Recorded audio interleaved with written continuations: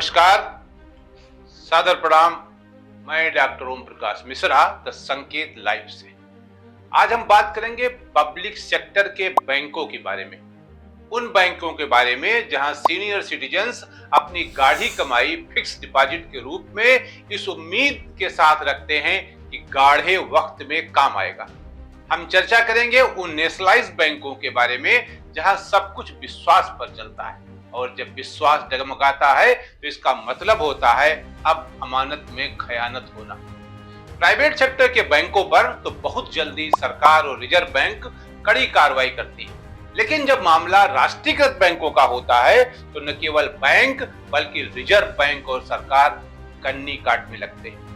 कन्ने काटने वाली बात, धोखा देने वाली बात तथा बैंकों में पैसा जमा करने वालों के साथ चीटिंग करने की बात मैंने हवा में नहीं कही, बल्कि ये बात मैं पुख्ता सबूत के आधार पर कह रहा हूं और ये साबित करने का भी प्रयास करूंगा कि बैंकों में भ्रष्टाचार होता है। जमा करने वालों के साथ धोखाधड़ी की जाती है तथा उनके पैसे हड़पे जाते हैं। इतना ही नहीं, धनवानों के तो कर्ज माफ कर दिए जाते हैं, रिटर्न ऑफ कर दिया जाता है, लेकिन आम आदमी और कभी कभी खास आदमी तक का नहीं बल्कि भाजपा नेताओं और कार्यकर्ताओं तक के पैसे अब गायब हो जाते हैं। वो भी मोदी सरकार के कार्यकाल में हड़पे जा चुके हैं, या यूं कहें तो डूब चुके हैं। तभी तो पिछले दिनों मुंबई हाईकोर्ट ने चेतावनी भरे शब्दों में कहा कि इस तरह की घटनाओं से बैंकों की विश्वसनीयता पर प्रश्न चिन्ह लगता है। ये बात उन्होंने एचडीएफसी बैंक के बारे में कही है, जो प्राइवेट सेक्टर का बैंक है। उससे आम आदमी का विश्वास डगमगाता ही नहीं, बिल्कुल विश्वास खत्म हो जाता है। मैं अपनी बात को आगे बढ़ाऊं तथा बैंकों के भ्रष्टाचार की चर्चा करूं, उससे पहले एक मशहूर किताब द प्रिंस की कुछ बातों का जिक्र करना आवश्यक समझता हूं। पुस्तक के लेखक निकोला मैकियावेली लिखते हैं कि एक राजा न केवल धोखा दे सकता है, विश्वासघात कर सकता है और ठग सकता है, यानी ठगी करने वालों का साथ भी दे सकता है, क्योंकि ऐसा करना उसके लिए अपेक्षित है, क्योंकि वही एक सफल शासन काल का मार्ग है और एक राज्य या राष्ट्र को प्राप्त करने और उसे सुरक्षित बनाए रखने का एकमात्र रास्ता है।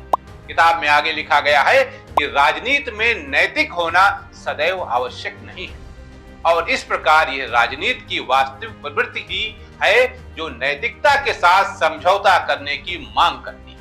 इस प्रकार सत्ता को प्राप्त करना, उसका उपभोग करना राजा का धर्म है, और शायद यही इस समय भारत में हो रहा है।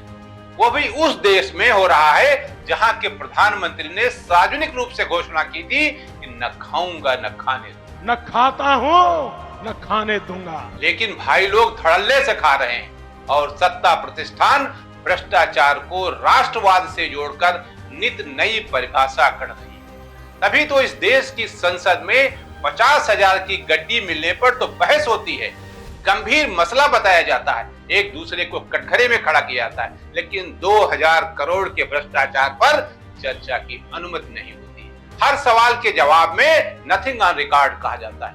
We can explain because the Adani One second, sir. regarding this bribery case is affecting the entire Nothing country. is going on record. And Nothing is going on record. no, entire Nothing country. is going on record. And Nothing is going on record. no, entire Nothing country. is going on record. And मैं समझ नहीं पाता हूं कि 2014 में मोदी सरकार बनने के बाद फाइनेंशियल फ्रॉड को रोकने के लिए, स्विस बैंक में पैसा जाने से रोकने के लिए तथा स्विस बैंक से पैसा वापस करने के लिए जो एसआईटी बनी थी, उसने अब तक क्या किया है? क्या सिर्फ भ्रष्टाचार को राष्ट्रवाद से ही जोड़ने में सफलता मिली है या कुछ और हुआ है? मैं यहाँ बैंक में जमा पैसे की सुरक्षा की बात कर रहा था, इसलिए फिर उसी बात पर आता हूँ और बताता हूँ कि कानपुर के जिस बैंक के लॉकर से जेवरात वगैरह गायब हुए थे, क्या वो वापस उनको मिले? शायद नहीं। आप सबको जानकर हैरत होगी कि अकेले उत्तर प्रदेश में मार्च 2024 तक 30,135 बैंकों में फ्रॉड के मामले दर्ज हुए। इसमें 12,448 करोड़ रुपए आम आदमी के गायब हुए। इन आम आदमी में सत्ता दल यानी भारतीय जनता पार्टी के तमाम पदाधिकारी और कार्यकर्ता भी शामिल हैं। लेकिन चुप्पी इसलिए साधे हैं कि सरकार की बदनामी हो गई, क्योंकि ये सारे फ्रॉड पब्लिक सेक्टर के बैंकों में हुए हैं, यानी सरकारी बैंकों में।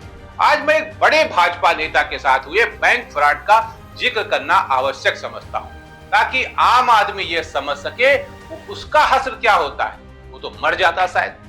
ऐसे में अगर ये मैं कहूं कि भ्रष्टाचार सिस्टम का हिस्सा बन चुका है तो गलत नहीं होगा। आदमी किस पर विश्वास करे, क्योंकि भ्रष्टाचार तो शायद खून में शामिल हो चुका है। कोई सुनने वाला नहीं, कहीं से न्याय मिलने वाला नहीं शायद।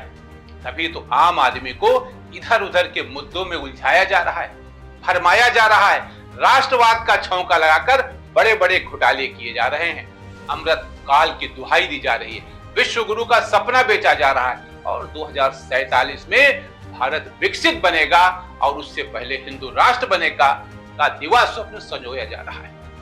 आप सबको जानकर हैरत होगी कि जिस डिजिटल सिस्टम को लेकर अब तक बड़े बड़े दावे किए गए, उसी डिजिटल सिस्टम के जरिए अकेले नवंबर 24 तक साइबर फ्रॉड अर्थात डिजिटल फ्रॉड के 2,92,800 मामले दर्ज हुए।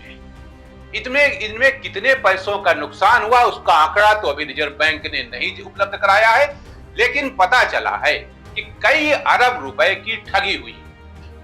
इन मामलों पर रोक क्यों नहीं लग पा रही, ये बताने वाला कोई नहीं है, और न यह बताने वाला कोई है कि क्या इन मामलों में बैंक कर्मियों की संलिप्तता है। बैंक में जिस बकाये का जिक्र करने जा रहा हूं, जिस वाकये का मैं जिक्र करने जा रहा हूं, उसमें बैंक के तो अधिकारी और कर्मचारी तो लपेटे में आ गए हैं, लेकिन बड़ा सवाल यह है कि पैसा कब मिलेगा। घटनाक्रम यह है कि भाजपा की एक बड़े नेता जिनका नाम मिथिलेश कुमार त्रिपाठी है ने 2013 में 5 करोड़ रुपए की एफडी पंजाब नेशनल बैंक नई दिल्ली में कराई थी। 2014 में जब नरेंद्र मोदी जी के नेतृत्व में भाजपा की सरकार बनी तो उन्होंने यानी मिथिलेश कुमार जी ने मौका मुनासिब समझकर और अपनों की सरकार है इसको ध्यान में रखकर नारद मीडिया नाम की एक संस्था बनाई, ताकि भारत के पक्ष में यानी भाजपा के पक्ष में माहौल बनता रहे और चलता रहे। लेकिन शायद कुदरत को कुछ और ही मंजूर था, इसलिए जब 23 जुलाई को उनकी एफडी परिपक्व हुई यानी मैच्योर हुई तो उनको पैसे नहीं मिले। उनको बताया गया पैसे तो आप पहले ही निकाल चुके हैं। उन्होंने इससे इनकार किया और इसकी जानकारी प्रधानमंत्री कार्यालय, गृह मंत्री, वित्त मंत्री के अलावा भाजपा अध्यक्ष तक दी। लेकिन तमाम आदेशों, लिखित आदेशों की बात कर रहा हूं, आदेशों निर्देशों के बावजूद आज 10 साल बीतने के बावजूद उनको पैसा नहीं मिला। पता यह चला कि बैंकों के अधिकारियों की मिली भगत से एक नया खाता मिथिलेश कुमार त्रिपाठी के नाम खोलकर एफडी उसमें कैश करा ली गई। आज त्रिपाठी जी दिल्ली हाई कोर्ट की शरण में है, जहां से बैंक के वकील तारीख पर तारीख ले रहे हैं और अदालत तारीख पे तारीख दे रही है।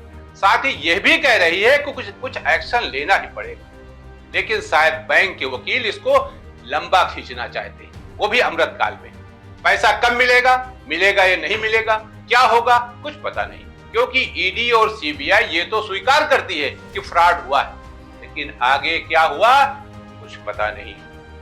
कभी दुष्यंत के शब्दों में आप बचकर चल सके ऐसी कोई सूरत नहीं, आप बचकर चल सके ऐसी कोई सूरत नहीं, रह गुजर घेरे हुए हैं, मुर्दे खड़े हैं बेशुमार।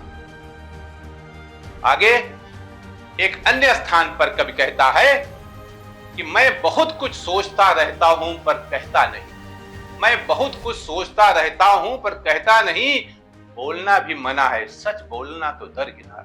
नमस्कार, आज के लिए इतना ही।